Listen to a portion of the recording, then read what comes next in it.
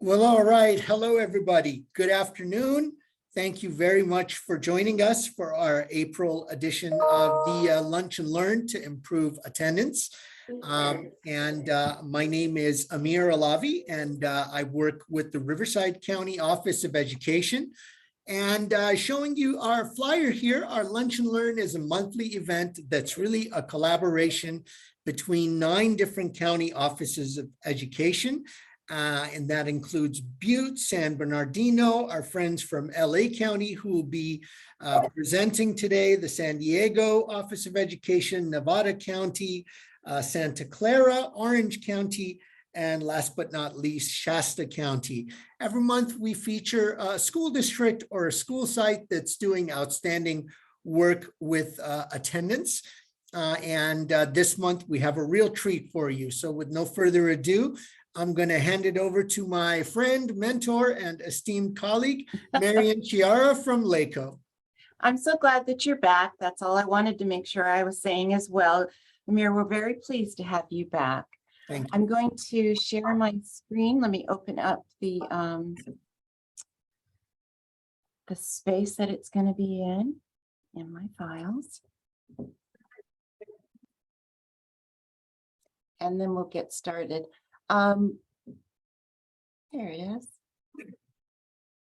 Bring it on over.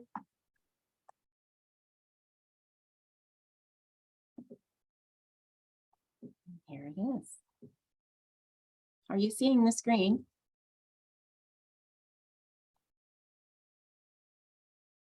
Yes. All right, awesome. Let's start the slideshow.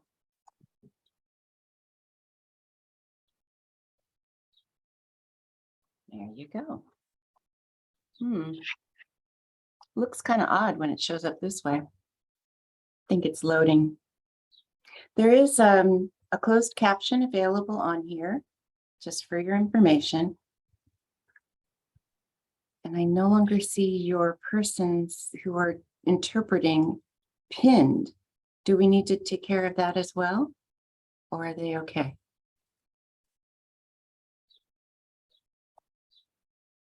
This is Marlene speaking. I had asked her, because she let me know she's on.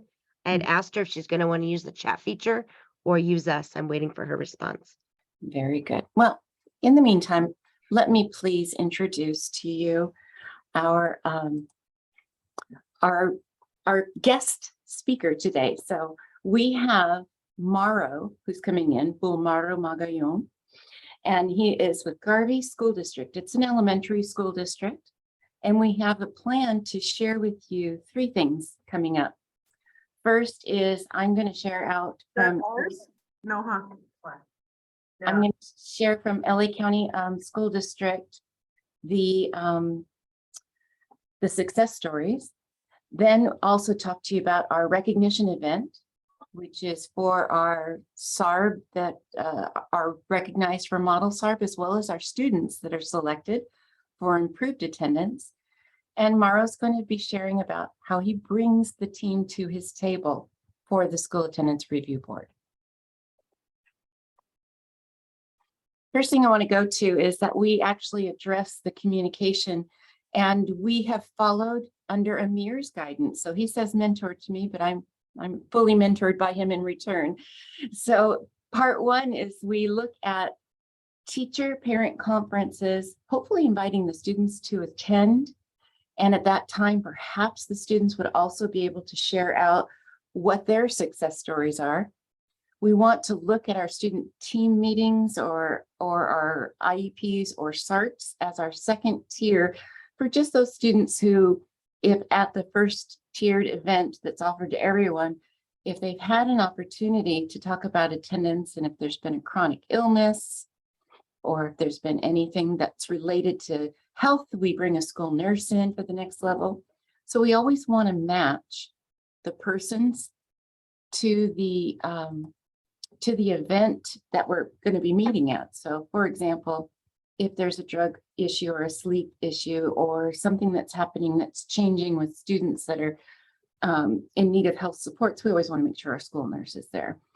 Mauro's actually going to go into more details on what's happening at the tier 3 at his SARBs, but also at his tier 2. And moving forward, keep using my arrows. Let's see if it works.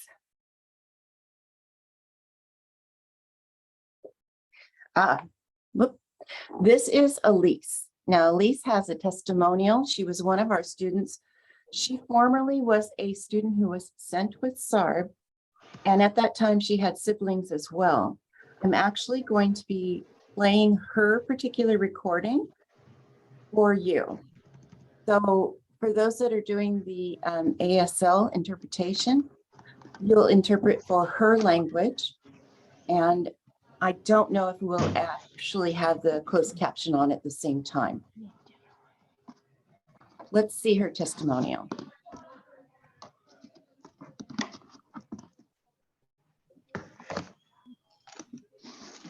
Out of this. Stop share here, and I'm going to share the actual time. I really appreciate everyone being with me on this as I go through technology. It's fun being old. Try again.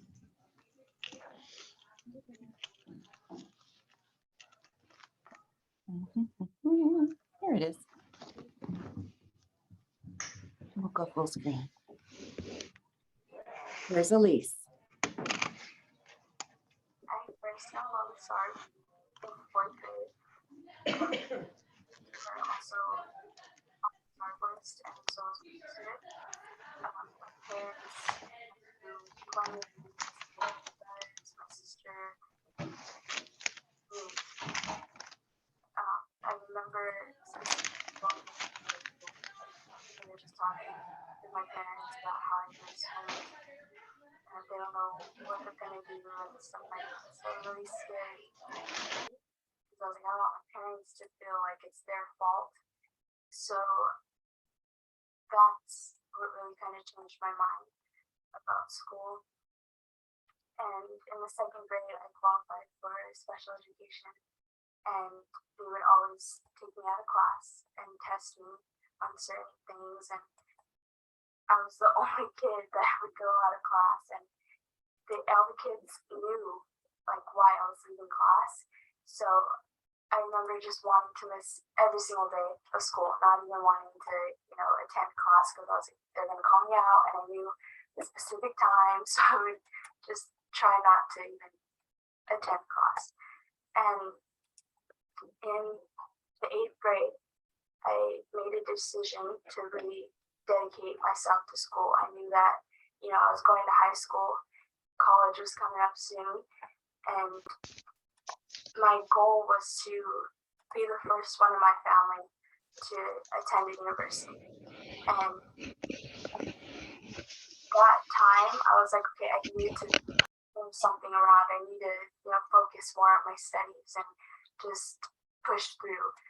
And all throughout high school, it was the best because I was always on time, always in class. I knew the material. I wasn't so far behind. I worked really, really hard to get to, graduation, and I graduated with honors. So that made my parents very proud. They knew that, it wasn't just like that. I wasn't going to just allow that label to stick with me. I knew that I had to push and I had to just work really hard. And so after graduating from high school, I will be attending California Baptist University, where I will major in early childhood studies, and I hope to pursue my dream helping young children in the education system and telling them or showing them that it's going to be okay and that they can get through any obstacle in their life, and that education is so important, and yeah, that their dreams can come true if they work really hard. I mean, who can say that better than our own students, right? That was awesome. So I'm going to stop sharing here, but I want you to know that on that page that I'm going to link and have available for you, you'll see multiple stories of our students who have had success stories. And we offer to our juniors and seniors to videotape them in our communications space. And then when we're working with our families, We will work directly with them to connect them to our events as they come forward. And we're gonna, I wanna present live right here. Here you go. We're going to also allow for each of those to become an issue. Oh, goodness. Amir, I don't know what keeps happening. I'm such a funny bird here, but let me try to share one more time.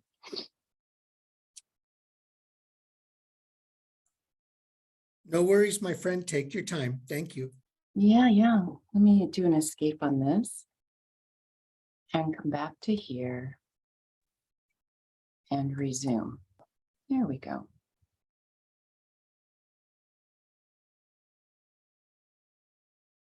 I feel like Melissa suddenly, she's always complaining that she's the one who's working on her systems and she runs into problems, but now it's me. Anyway, I was going to share with you that our success stories are there. We also share out at the same time the students that are honored and that they are creating an event where they too get honored. And out of that comes the ability for them to share their stories. And they have a choice. They don't have to be videotaped if they don't want to. So if they choose not to, then they say, okay, well, we're not interested in getting that done right now. We would prefer to have maybe just come to the luncheon, and we honor them at the luncheon, and those who have recommended them, we create an environment for them to enjoy it as well. So let me see if I can pull this up again. Forgive me. Must be tiresome to watch me struggle.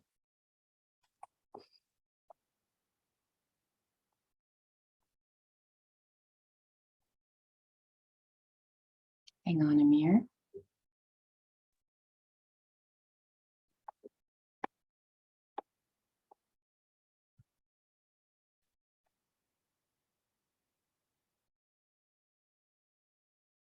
Here we go. I'm going to do it in the PDF format and ignore that other part. There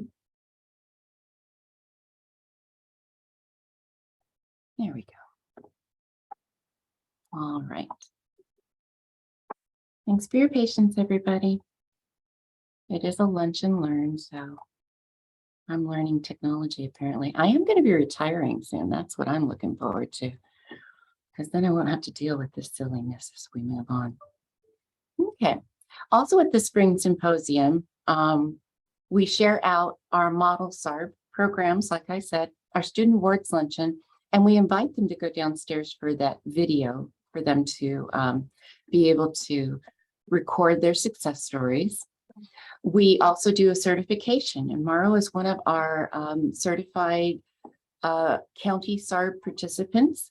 So he works with us for the purpose of creating a SARB certification. And our SARB certification, I think, Amir, you came to our first one. And when we do that, we do it according to the Ed Code. And we're actually working through with the subcommittee on the state SARB on what the certification will look like. So it's consistent across all counties, although ours are very similar in what we do with other counties. And we're following the method that Jennifer Gomez Trejo had worked on before I came into this position. So we follow this Ed Code. We create also an online SARB certification. And the purpose of that is if you're in a renewal after our 3 years certified, then moving forward from that point, they can go into the online modules and choose the 5 modules with 2 test questions at the end of each module, or they can come back to our in-person training, which is always updated either direction, and we give them 10 test questions. So we require that they actually complete an exam in order to kind of verify that they participated fully.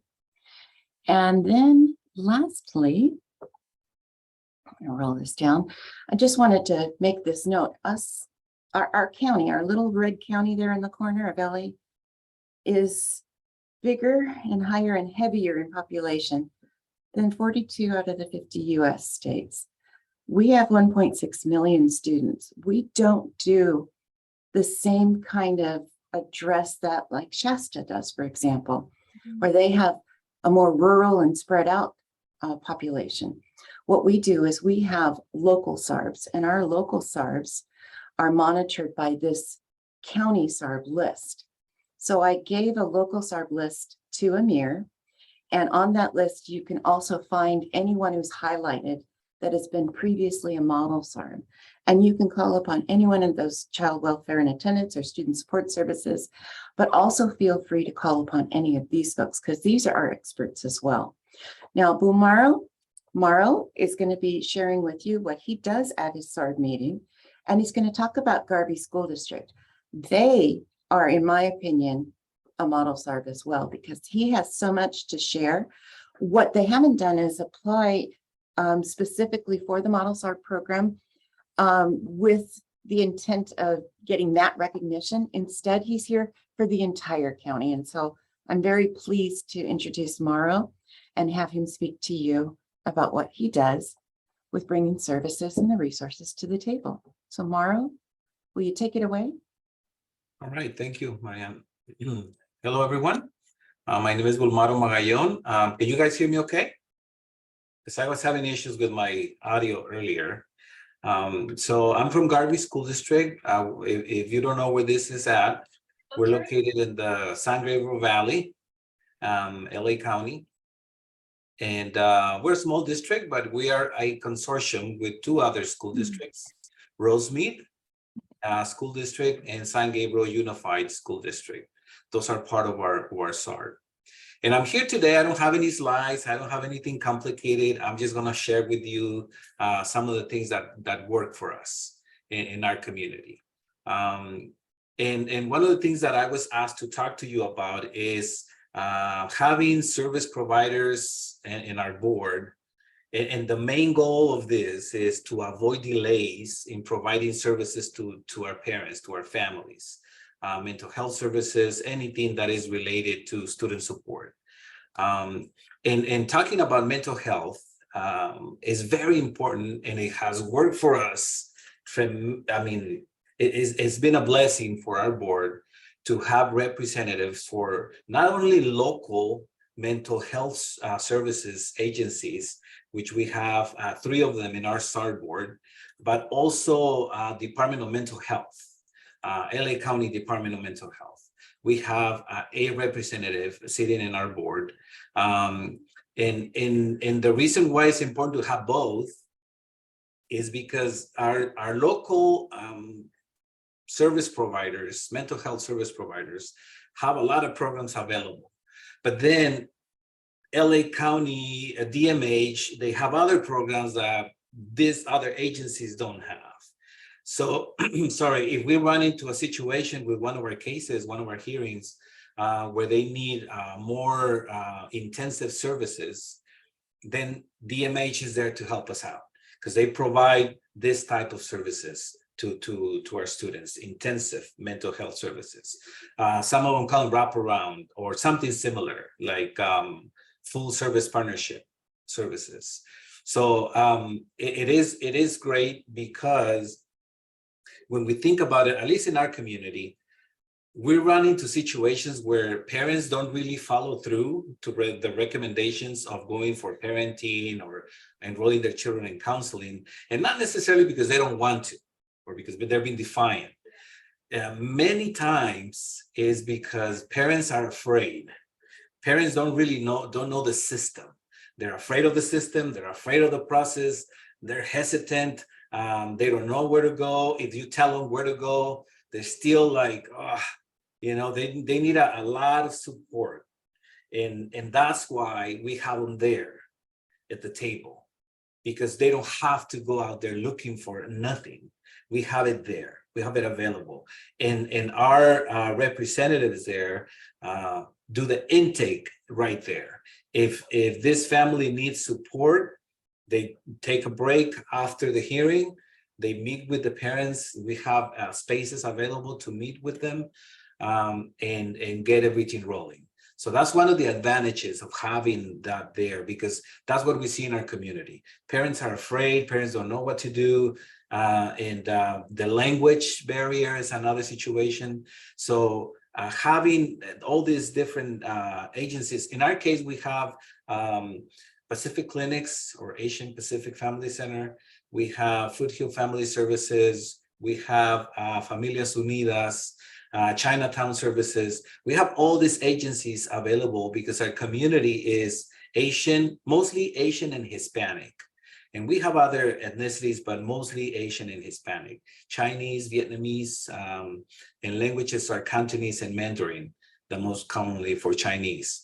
So the representatives from these agencies, they speak the language. So that's a lot of help for us, because again, parents need a lot of support, a lot of guidance, and we have the staff there to provide this.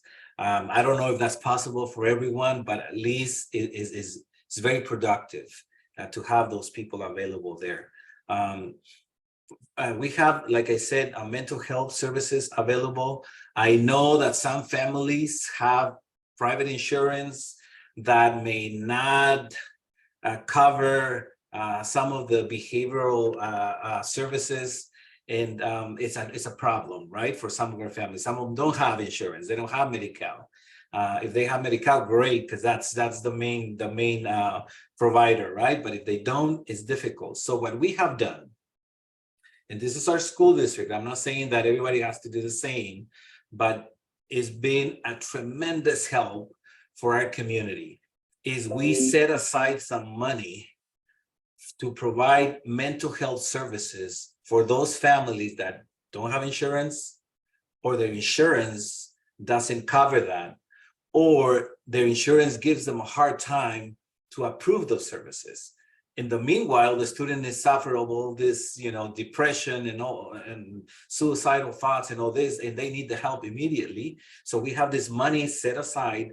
We have a contract with one of the mental health service providers that we just tell them, we have this family that needs services now, so please take care of them. And right away it is done. So I recommend that comes from the general fund.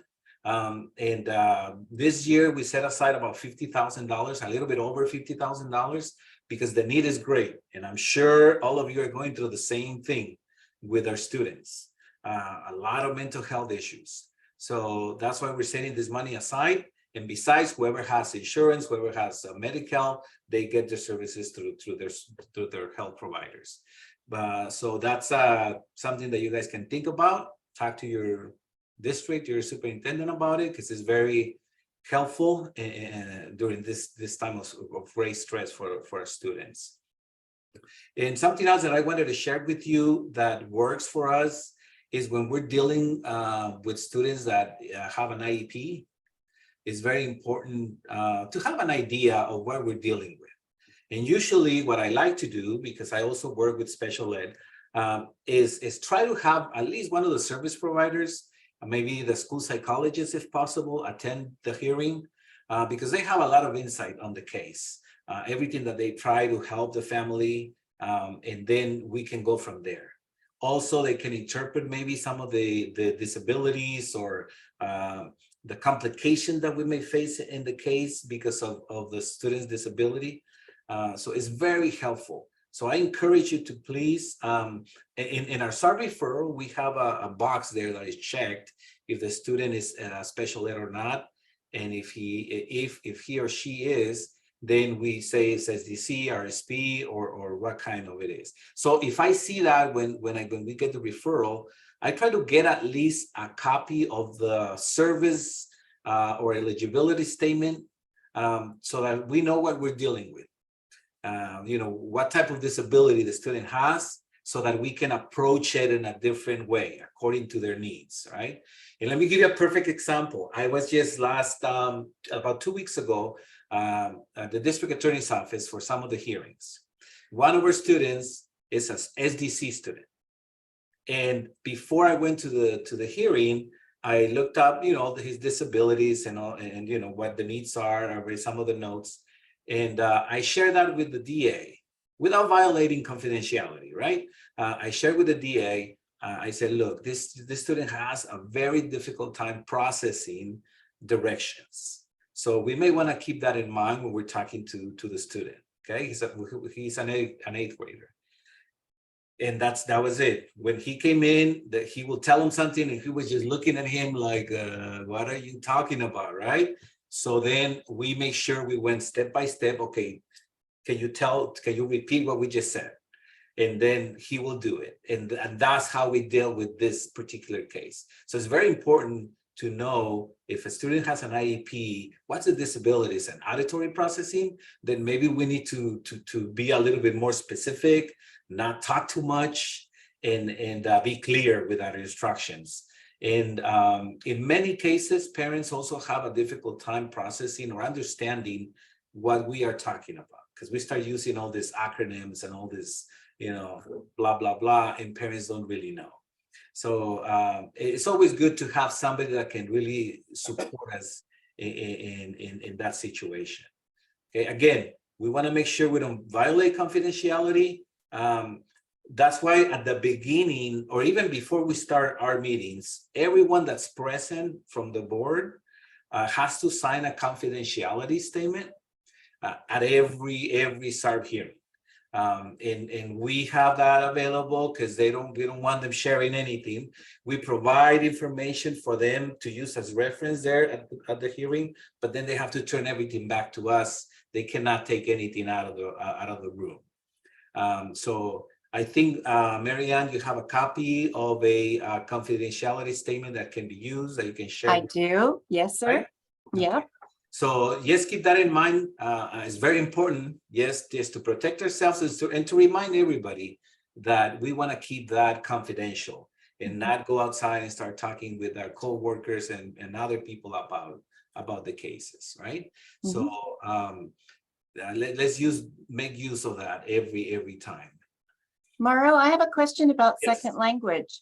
Do you provide for our students and or their parents, do you provide the interpreter at the meeting other than the, let's say, the service providers for your counseling? Do you have someone there the entire time? Yes, we do.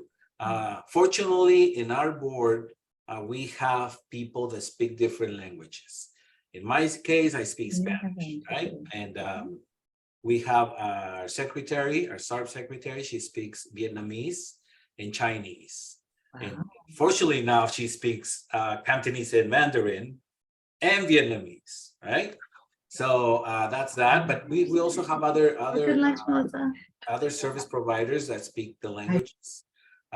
Or if for some odd reason we don't have anybody, then we let them know ahead of time, and we find an interpreter. But it's for us is never been the case, right?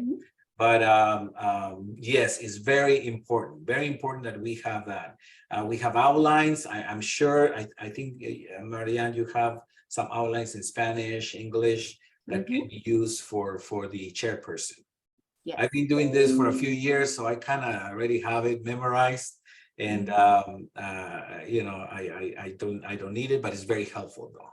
So we don't forget important points that we need to bring up. But yes, yeah, you're talking about the SARB script. Correct. SARB script. And then of course you have your status hearings then. So let's say your students have participated. When do you usually call them back in for your status hearing? I'm sorry, the what? The status hearing, the follow-up meeting. Oh, yes.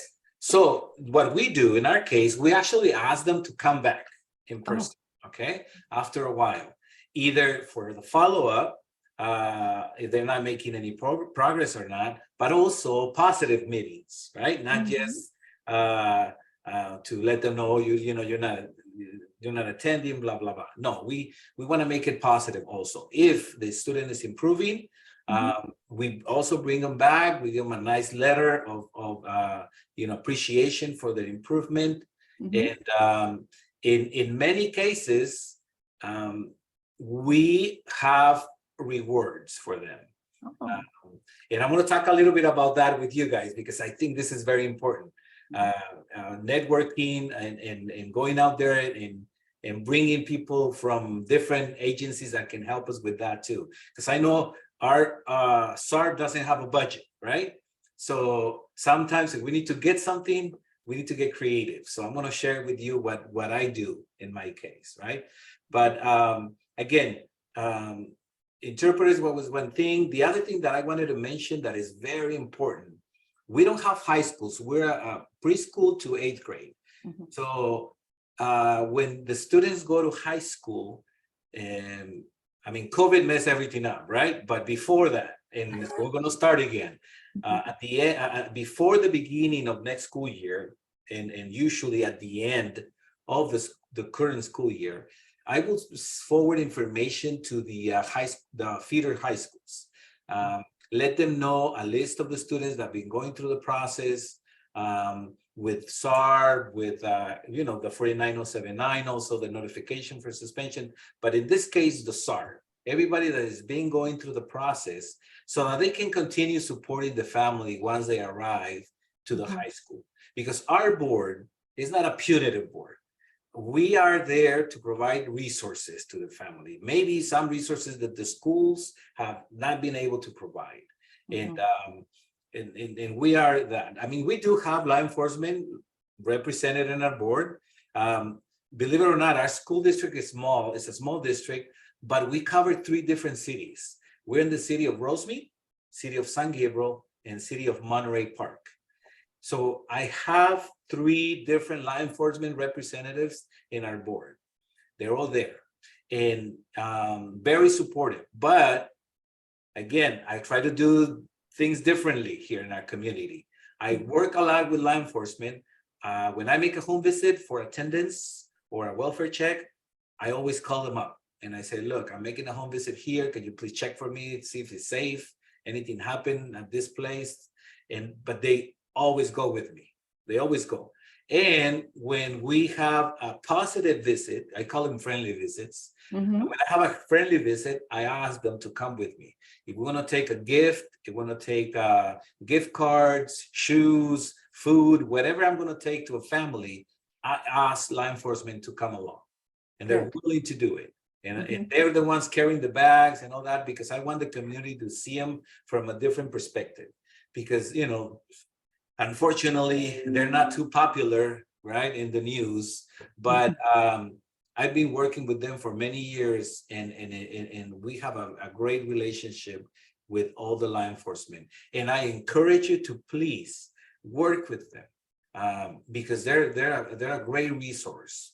And the thing that I would like to share with you is be out there.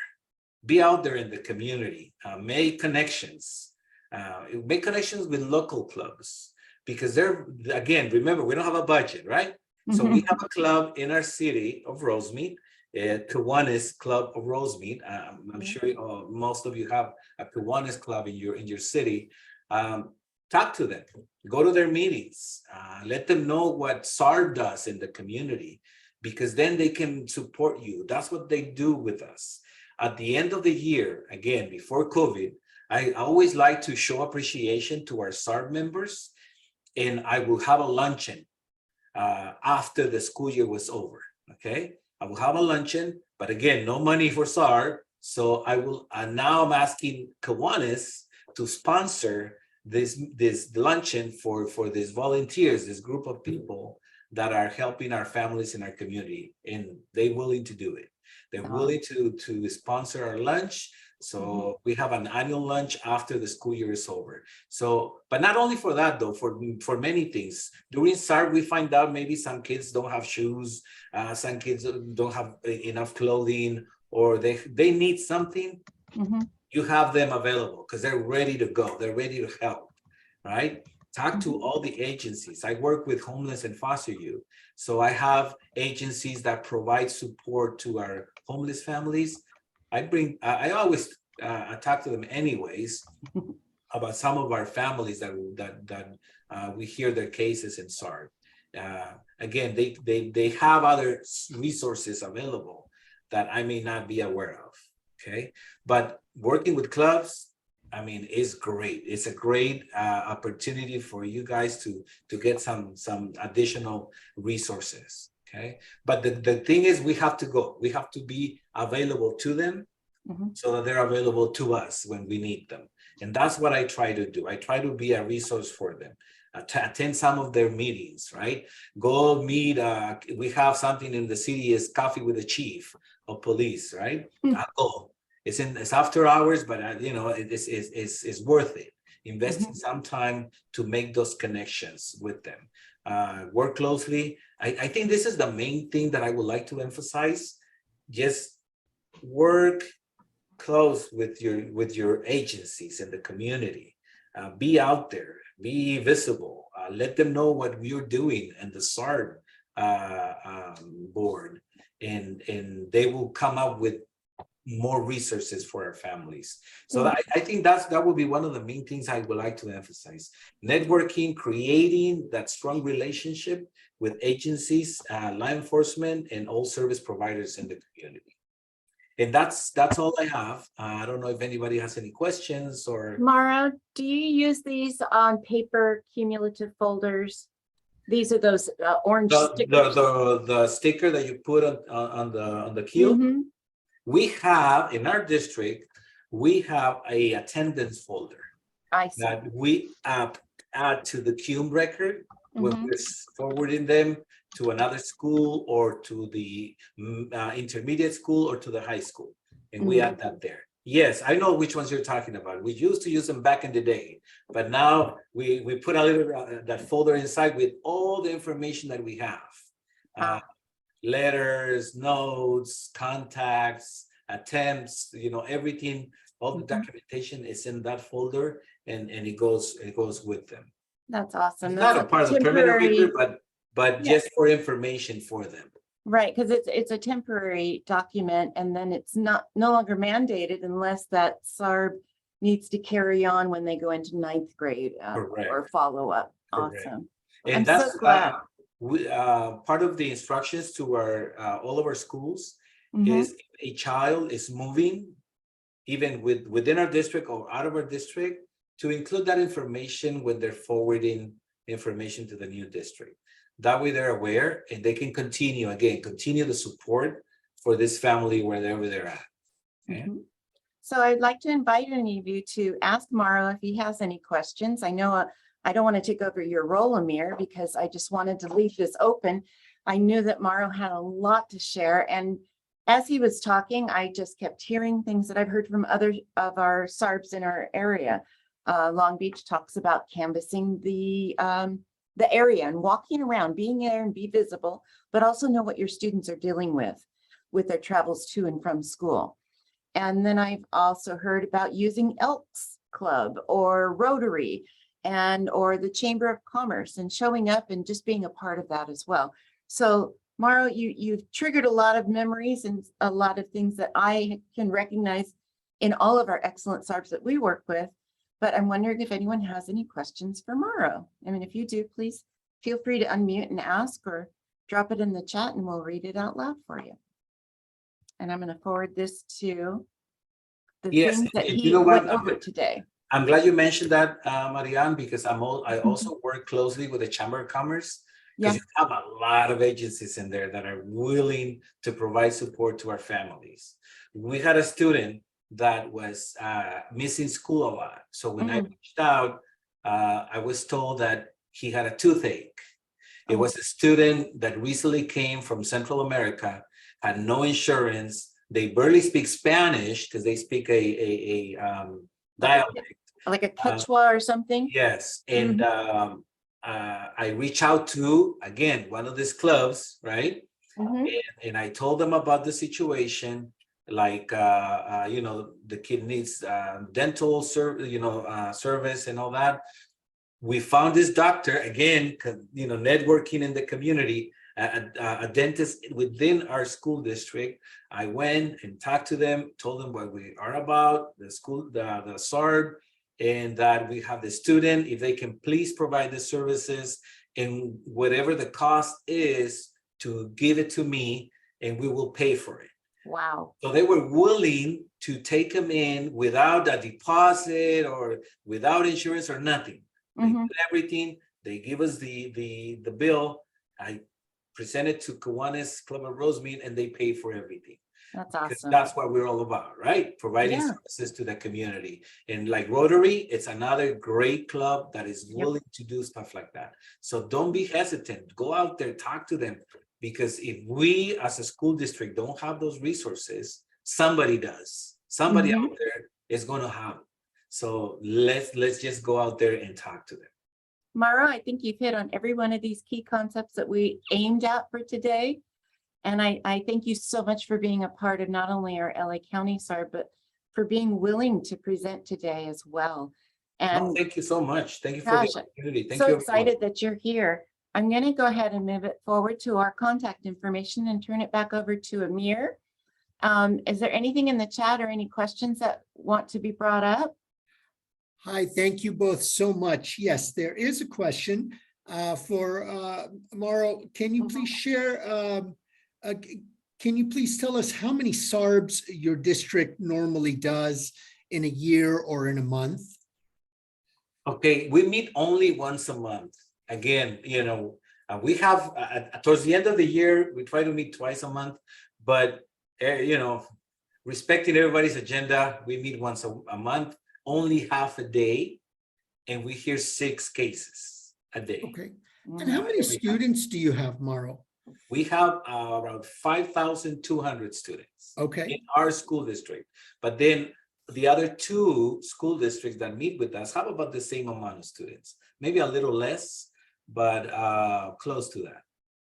Fantastic. Then we have a request, which I think is fantastic. Can you please share a copy of your confidential contract or your confidentiality agreement? Mhm. Yes, sorry, and I think, Marianne, you're gonna share that with everybody, right? I already sent it to you, Amir. It's those Word Okay. docs that we sent in advance. Oh, So- perfect. Okay, then Yeah, they're so we've got already our friendly submitted. letters, we have IEP documents, and we have the confidentiality. But if you can't find it there, let me know and I'll resend just specifics that people are requesting. Happy to share. Fantastic.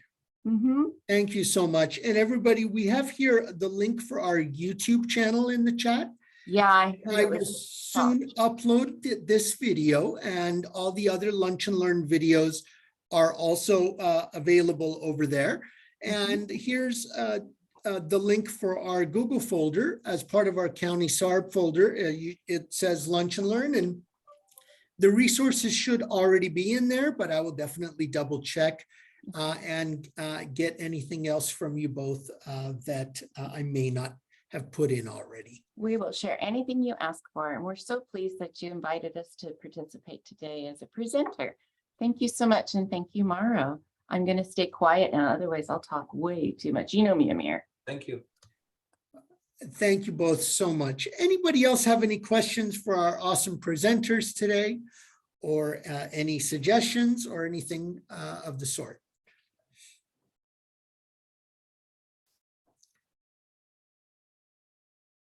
I'd like to ask Mauro, do any school administrators attend those meetings? The ones you have once a month? Yes, the school principal is expected to attend. If not, they send a representative, and it's usually the attendance clerk, if they have one, or whomever is more familiarized with the case. It could be a counselor, but mostly in our case, we always have the principal, and the principal brings their support team, attendance clerk, counselor, whomever they bring. It's actually at least 2 people are there to present the case.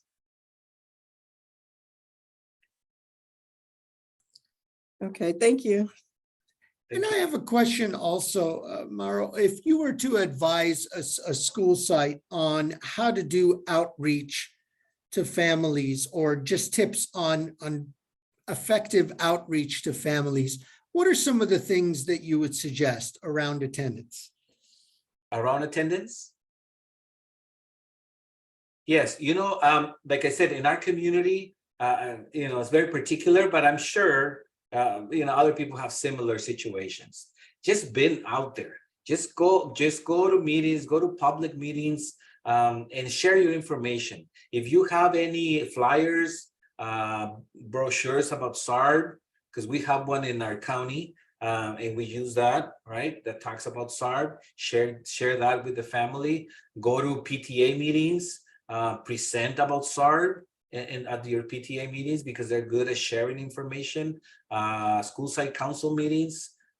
That's another good opportunity to do that, and just talk to the people. I go shopping in our community.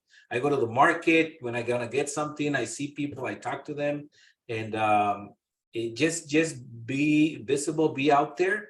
But I think PTA, school site council meetings, those are some of the ways to reach out within your school district. Be aware of any meetings that maybe Head Start is offering also.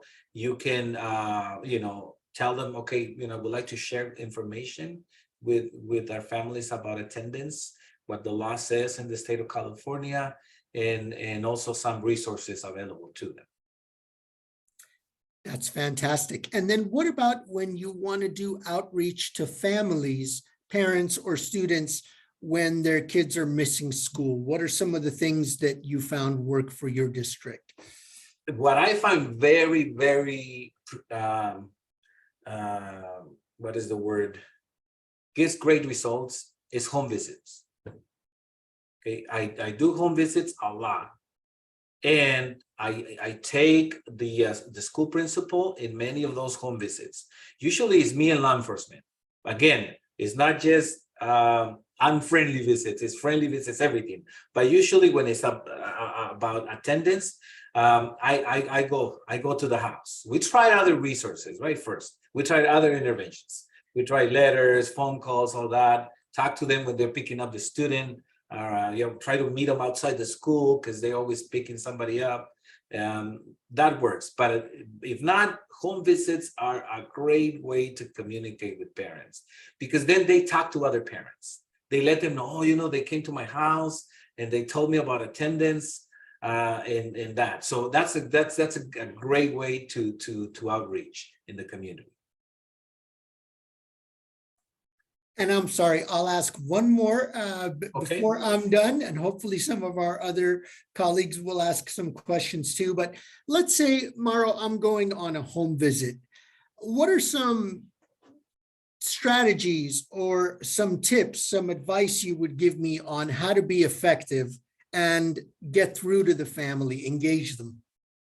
Well, I think that the main thing is to make sure we come across in a positive way. We want to make them feel like we're there because we care.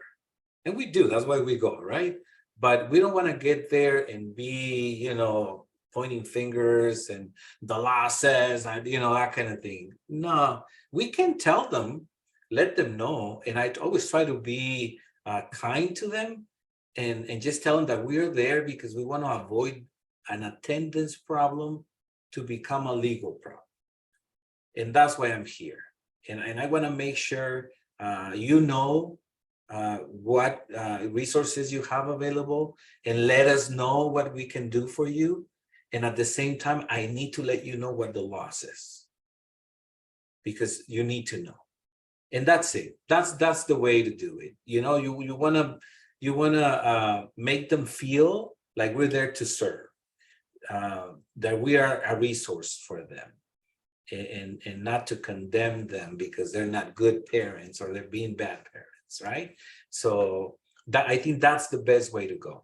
And another suggestion that I want to give, because I learned my lesson many years ago, is always check with law enforcement if you can.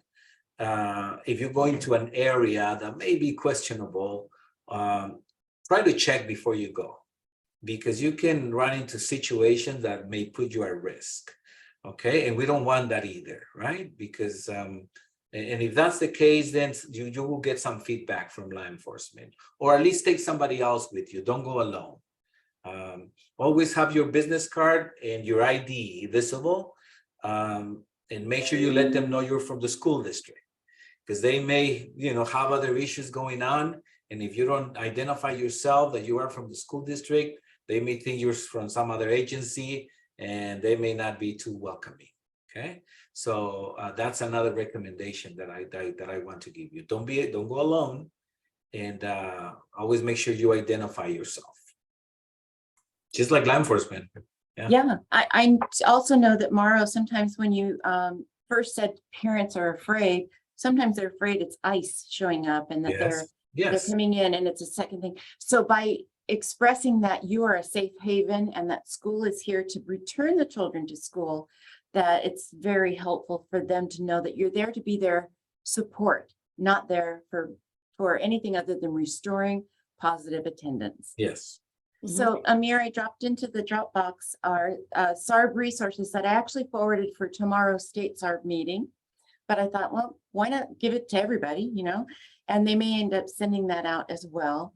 And then also in the Dropbox after that was the Word docs in case folks want to grab them and use them and make them their own. So there's 2 different links there and available for you. Yeah, something else Wonderful. about home visits that I wanted to mention. When I go on home visits, there usually is at least 2 of us. We never go alone, and we take a district vehicle. So the family does see the school district's logo on the car as we're pulling up to the house. That's great. I don't have that luxury, so but that's great. That's good. That's a way to go. When I'm knocking on the door and I know they're in there, I just say my name and that I'm from the school district, so they know who I am, and then they'll come to the door. But that's great to have a district vehicle. That gives me an idea. Yeah, well, we're in a pretty rural, some of our students live in a pretty rural area. And like Yes. you said, when they see that car approaching and you're kind of out in a area Yes. not very populated. Yeah, so there are some concerns with some families. Yes. So you do have to be careful. So when they see that district vehicle, it makes a big difference. And you know what? It makes a big difference because then they feel that the school district cares because they took the time to go visit them at their home, right?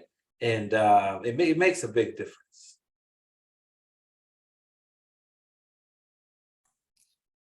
Anybody else have any questions that you'd like to ask or put in the chat for our presenters today?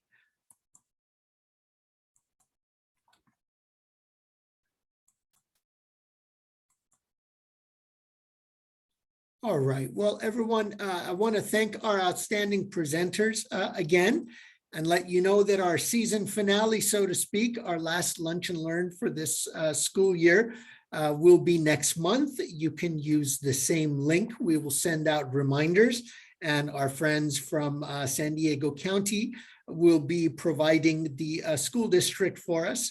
And please feel free to check out the video catalog that we have. Our hope is just to have a nice series of videos of best practices for our statewide community, and the resources will be in the resource folder. So thank you all again. It's been a real pleasure. Have a wonderful day. Thank you, everyone. And thanks for your kind comments. Thank you so much. Appreciate it.